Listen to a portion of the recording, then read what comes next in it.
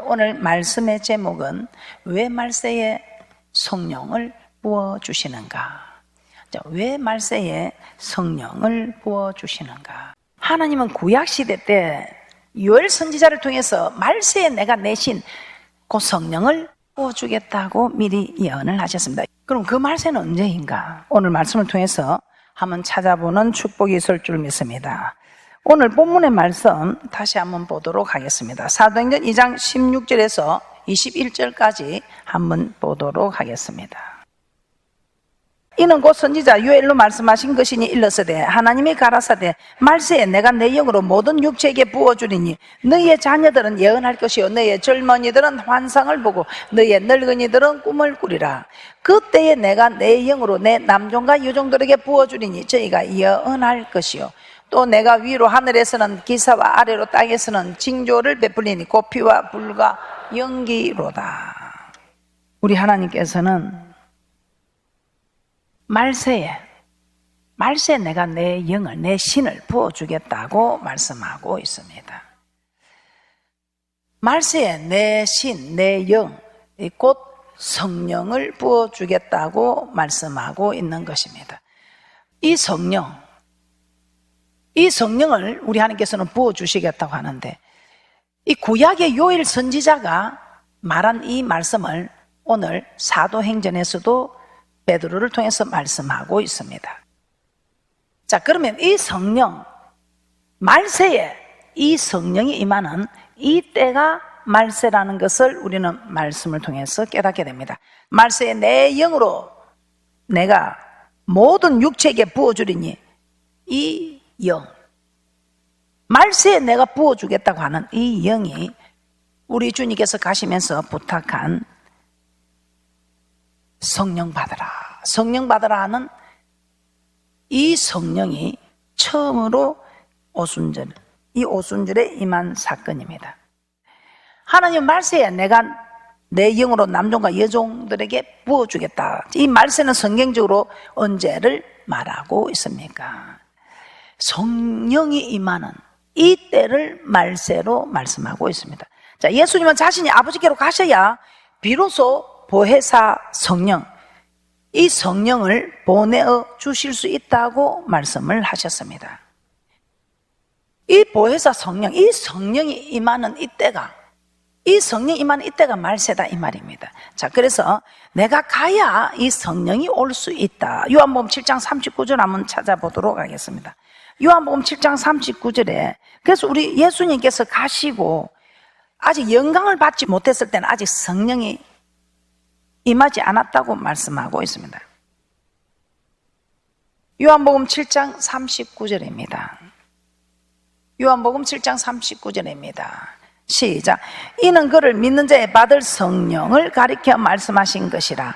예수께서 아직 영광을 받지 못하신 고로 성령이 아직 저에게 계시지 아니하더라.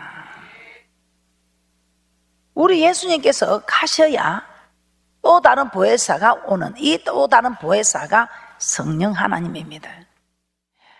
이 성령 하나님이 너희들과 함께 있어야 너희에게 유익이다. 너희들 생각에는 나하고 함께 있는 게 유익이라 할지 모르지만 내가 떠나가는 것이 너희에게 유익이라. 왜? 이 보혜사 성령이 와야 예수님하고 같이 있어도 할 수 없는 일들을 이 보혜사 성령님이 오시면 할 수 있는 권능을 입게 된다는 것입니다. 그래서 우리 하나님이, 우리 예수님이 가셔야 보혜사 성령이 오게 되고, 이 보혜사 성령이 오게 되므로 성령이 임하게 되므로 말세에 내가 내 영으로 남종과 여종에게 부어주겠다는 이 말씀이 그대로 이루어지는 말세를 성경에서는 이렇게 말씀하고 있다는 것입니다. 이 말씀대로 예수님께서 성천하시고 열흘이 지난 후 오순절에 최초로 성령이 제자들에게 임하였다고 합니다. 자, 이로 볼 때 말세란 어떤 시기입니까? 예수 그리스도께서 영광을 받으신 때로부터 시작하여 이 말세는 영광과 능력 가운데 강림하실 그때까지를 말세라고 말하는 것입니다. 자, 그렇다면 왜 구약시대 때부터 성령을 부어주시지 않으시고 그리스도께서 영광을 받으신 후, 즉 말세에 성령을 부어주셨는가? 구약 시대 때는 이 완전케 되는 법이 아니라 구약 시대의 법만 지키면 되니까 이 보혜사 성령님이 계시지 않아도 지킬 수 있었습니다. 그러다 예수님이 가시고 성천하시고 나서 우리에게 주신 성령은 왜 주셨는가? 주님이 이 땅에 오셔서 십자가 사역을 감당하셨었는데 또 우리에게 이 율법을 완전케 하고 가셨다 이 말입니다.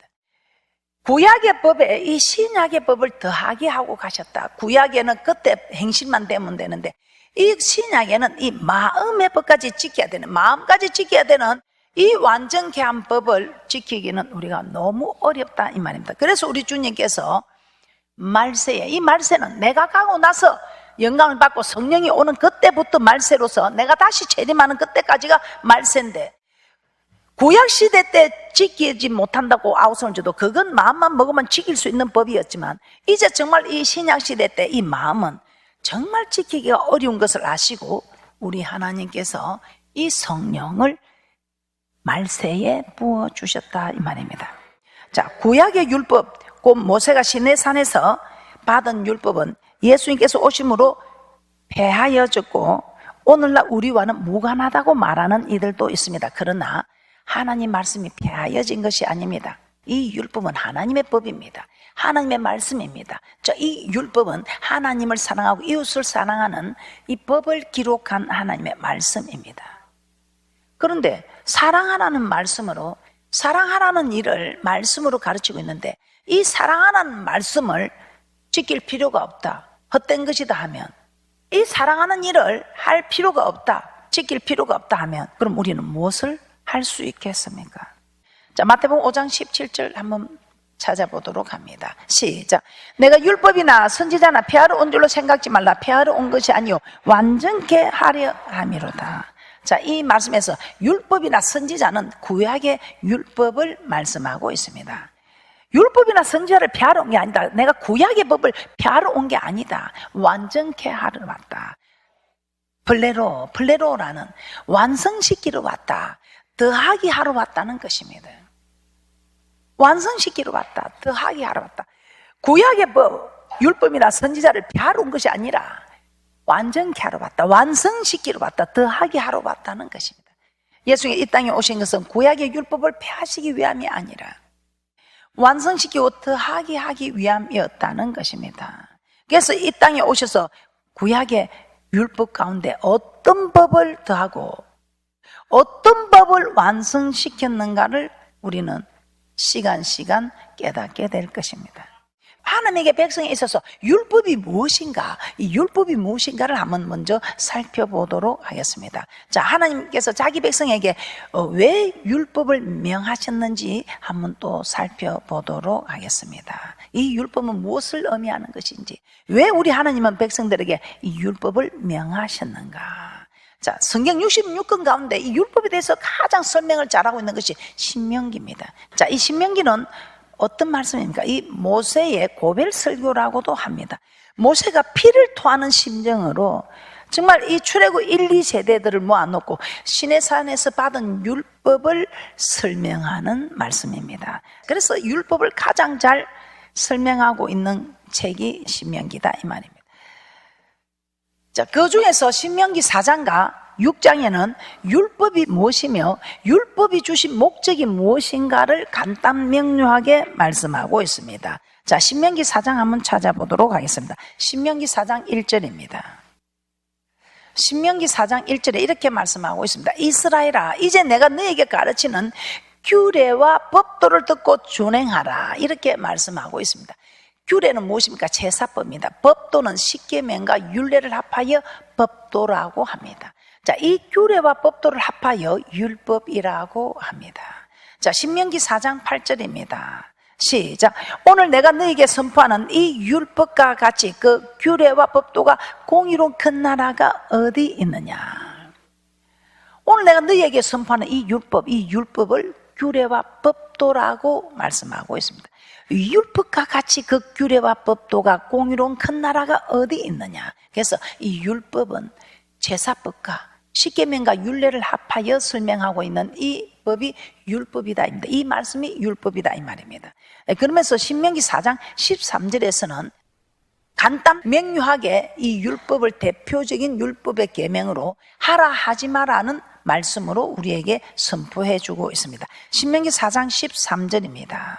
합독합니다. 시작. 여호와께서 그 언약을 너에게 반포하시고 너희로 지키라 명하시니 곧 십계명이며 두 돌판에 친히 쓰신 것이라.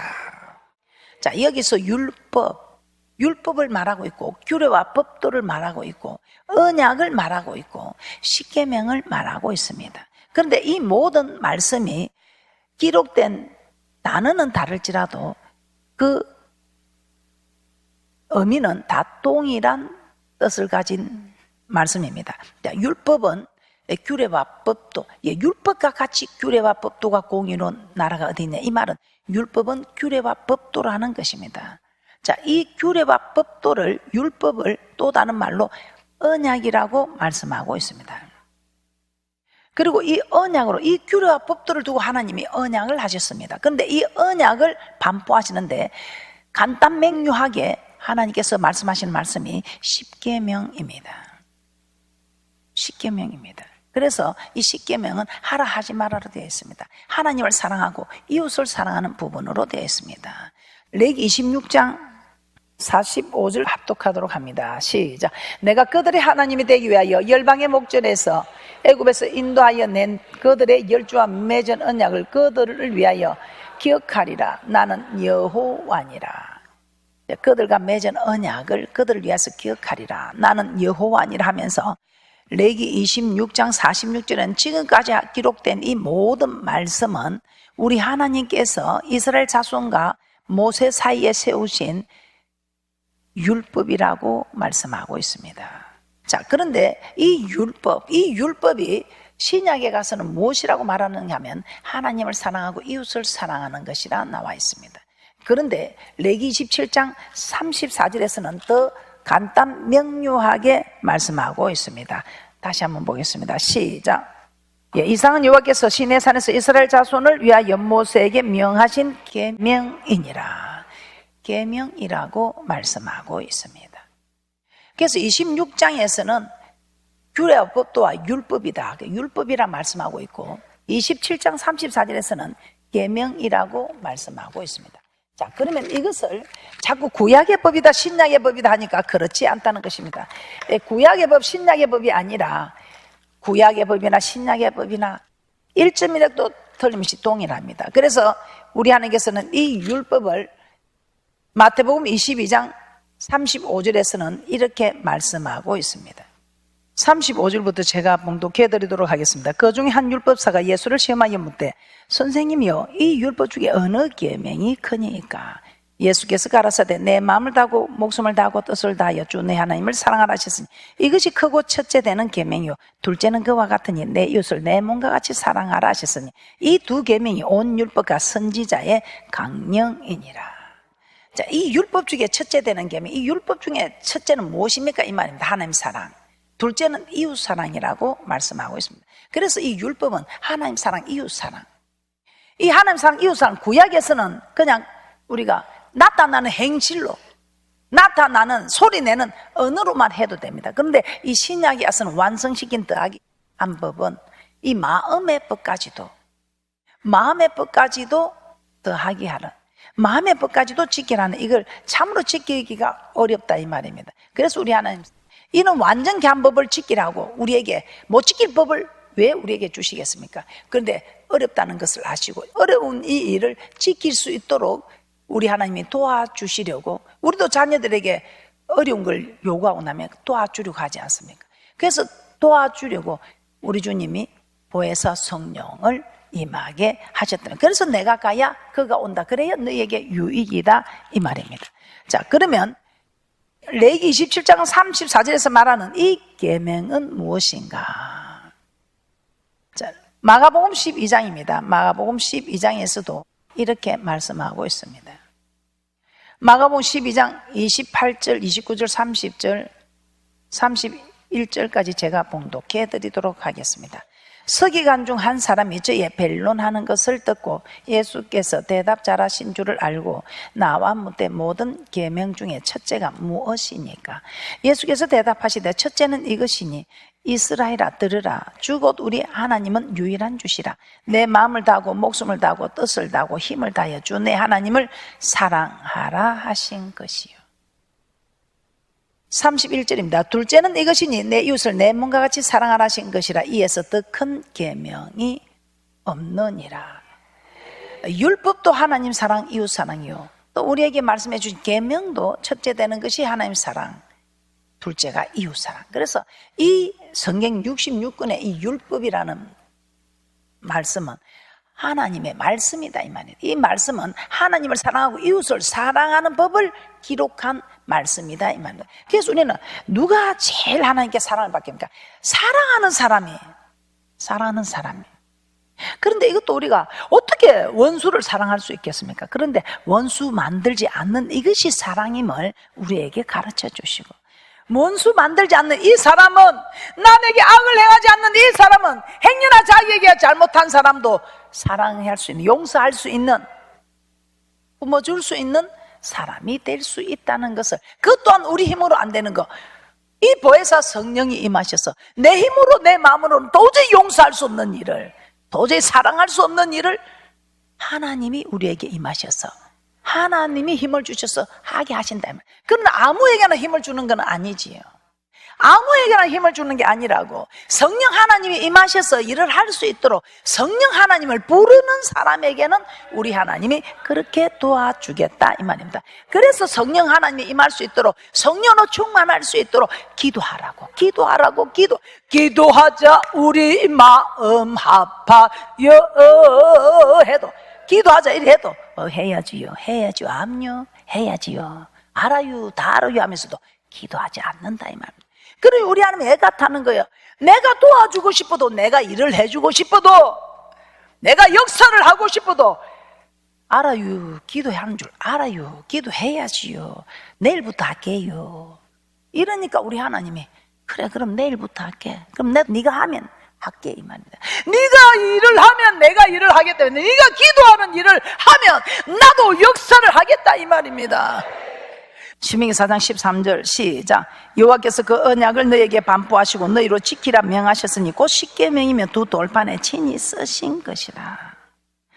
그래서 율법과 규례와 법도 언약, 십계명은 표현이 다를 뿐이지 동일한 의미의 말들이다 이 말입니다. 그러면서 우리 하나님께서 신명기 4장 10절에 뭐라고 합니까? 참 저는 이 말씀을 보면서 얼마나 감사하던지. 신명기 4장 10절 합독합니다. 시작. 내가 호렙산에서 내 하나님 여호와 앞에 섰던 날에 여호와께서 내게 이르시기를 나를 위하여 백성을 모으라. 내가 그들에게 내 말을 들려서 그들로 세상에 사는 날 동안 나 교행의 함을 배우게 하며 그 자녀에게 가르치게 하려 하노라 하시며, 내 말을 들려서, 내 말, 우리 하나님께서 우리에게 사랑하라고 주신 그 율법, 그 말씀, 이 말씀을 네 자녀에게까지 가르쳐서 지키게 하라. 시내산에서 우리 주님 강림하셔서 십계명을 반포하시고 각종 율례를 말씀하고 있습니다.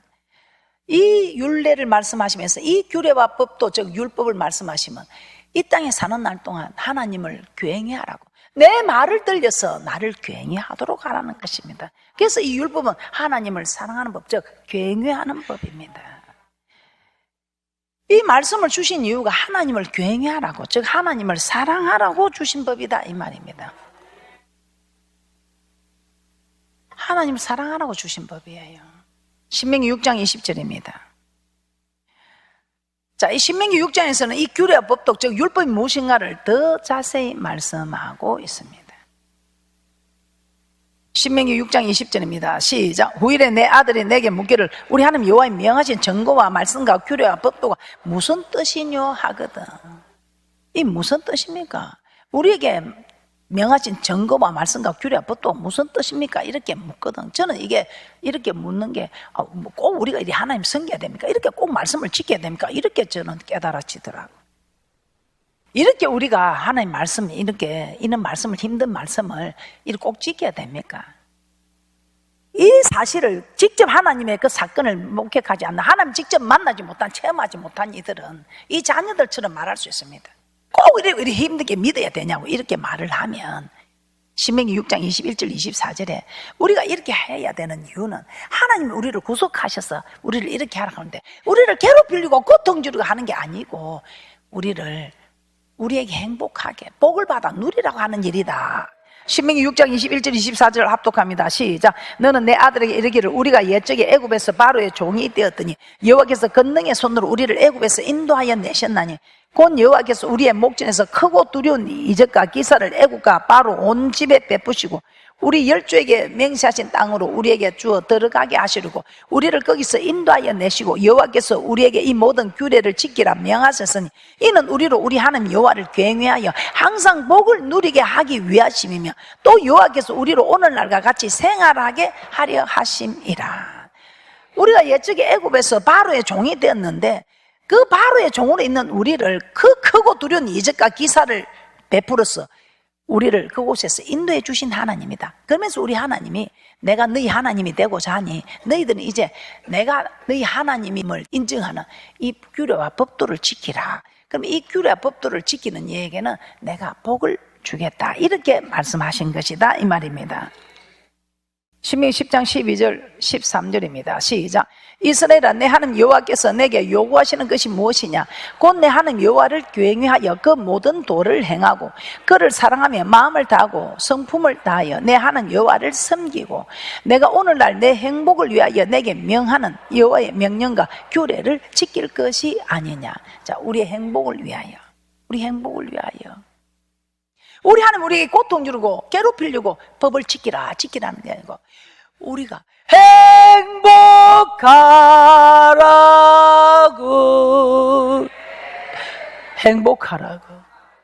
행복하라고 이 땅에서 사는 동안도 행복하게 살다가 저 영원한 행복한 곳으로 오라고.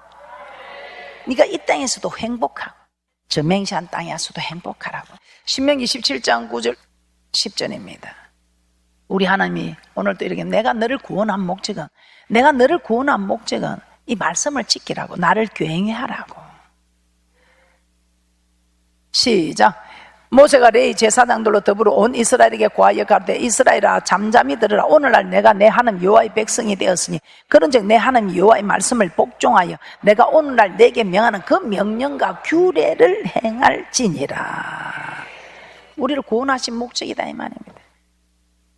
그래서 이 사실을 모르던 솔로몬이 내가 이렇게 하나님이 나를 축복한 것은 하나님을 경외하라고 내게 이 분복을 주셨는데 지 혼자 먹고 쓰고 잘 나가니까 이걸 깨닫게 된 거야. 이거 아니다.